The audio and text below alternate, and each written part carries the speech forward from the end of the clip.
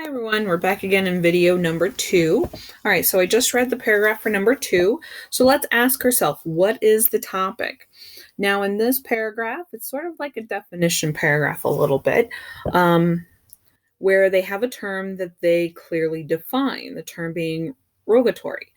But they're talking about that term in a very specific situation, dealing with investigators who are questioning people in an investigation. So that's the full topic for this paragraph. Okay, so let's look for the stated main idea.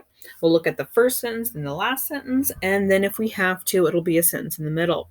So the first sentence, when people place their outstretched arms in front of their bodies with palms up, this is known as the rogatory display.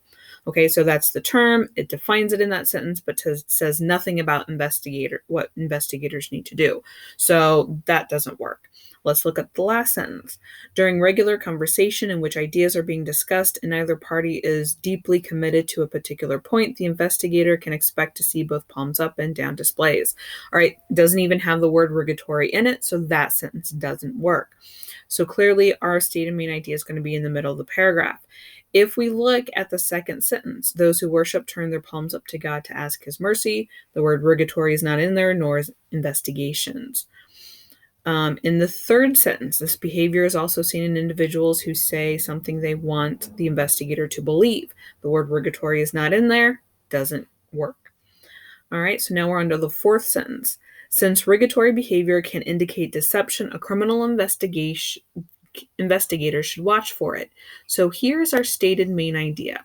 All right, it's got the rogatory, and then it's got the main point about what a criminal investigator should be looking for. And then the rest of that paragraph is how they can do that. All right, number 3, this is a short paragraph. It's from a psychology textbook. We work to build social and romantic relationships because we need acceptance and love from others. We strive to reach for goals because we need to experience self-esteem and a sense of competence. The point is, our needs motivate much of our conscious behavior. So here we have 3 sentences, so this should be easy. Our topic, here we're talking about our needs and our conscious behavior. Okay, so we need a sentence that includes that topic. We can look at the first sentence, and it doesn't have it in there. But this last sentence, remember, there were certain phrases that a sentence could start with that would indicate a stated main idea, and this sentence has it.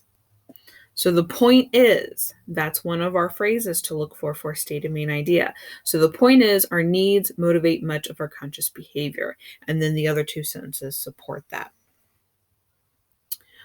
All right. And then number 4, this is from a political science textbook. Public broadcasting got off to a slow start in the United States. Unlike in Europe, where public broadcasting networks such as Britain's BBC were created at the start of the radio age, the U.S. government in the 1930s handed control of broadcasting to a commercial networks such as NBC and CBS. By the time Congress decided in the 1960s that public broadcasting was needed, the commercial networks were so powerful that they convinced Congress to assign it second-class status. Public broadcasting was poorly funded.